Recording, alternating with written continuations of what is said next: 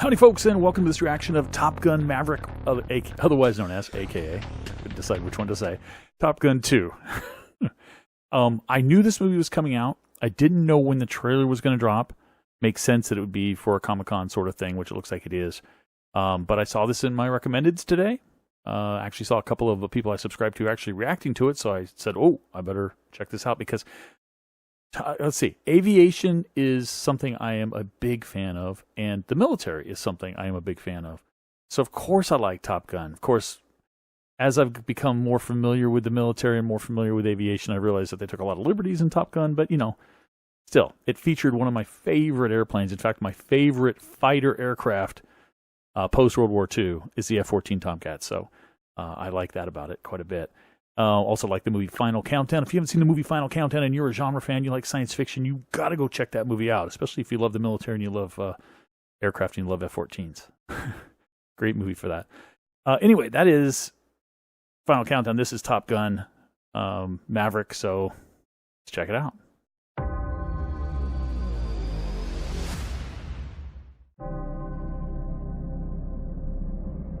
+30 years of service. I was going to say, is this Star Wars? Combat Pretty low to the deck. Citations. Only man to shoot down 3 enemy planes in the last 40 years. I do recognize that voice, of course. Yet you can't get a promotion. You won't retire. Because I watch Westworld. Despite your best efforts, you refuse to die. At least I sure hope that's him.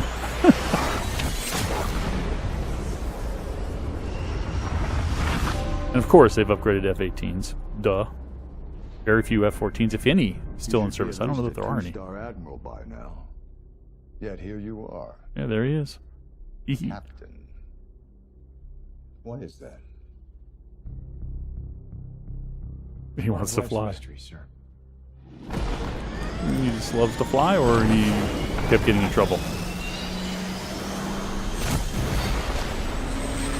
Admirals don't get a lot of time. A lot of stick time, as I say.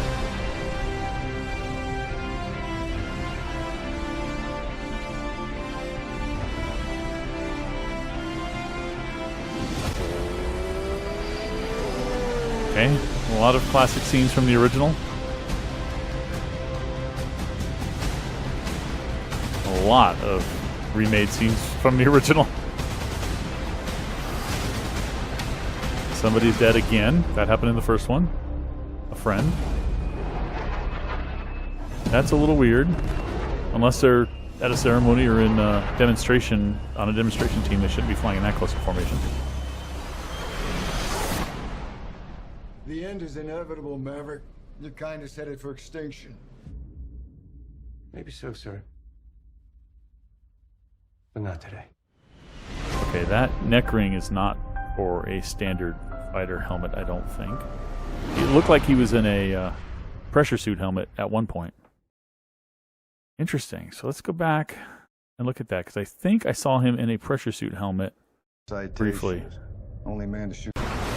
Your best efforts, you refuse So to we're rattling die. down this thing. I get a real James Kirk Star Trek vibe off this. I don't know if you do, but the whole, you're a captain, you've been in here long enough, you should be an admiral. Kirk, of course, became an admiral, then became demoted to a captain because he couldn't leave his ship, you know, sort of thing. Getting a lot of that. The whole rattling off his successes, his his awards and everything, and his achievements was also kind of a Kirk thing. Okay, let me see here. I thought I saw him in a pressure suit sort of helmet at one point, almost like what you'd get in like a high altitude reconnaissance plane, or maybe even like a space shuttle sort of thing, but I don't think he's an astronaut, so... Okay, he's coming up here somewhere pretty soon, wasn't it? Yeah, it must have already happened. I'll flip back and see. Oh no, it's right here. There it is. Yeah, that is a pressure suit.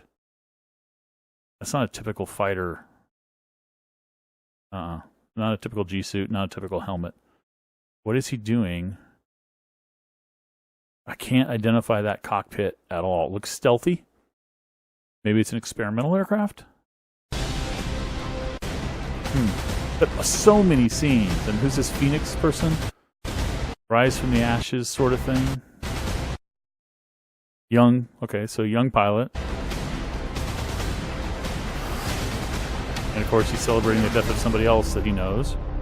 It's like in the first movie. So I really hope that this is really cool. But like I said, they're not going to be flying in that tight of formation unless they're doing a ceremony, you know, like flying over the White House or something, or flying over the Super Bowl, or they're a demonstration team. If they're out on maneuvers or out in some sort of a combat mission, that's stupid. Stupid for a number of reasons. But, you know, whatever. We'll let the movie explain what's going on there.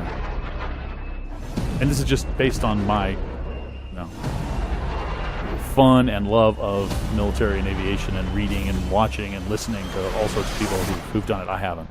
The end is inevitable, Maverick. You kind of...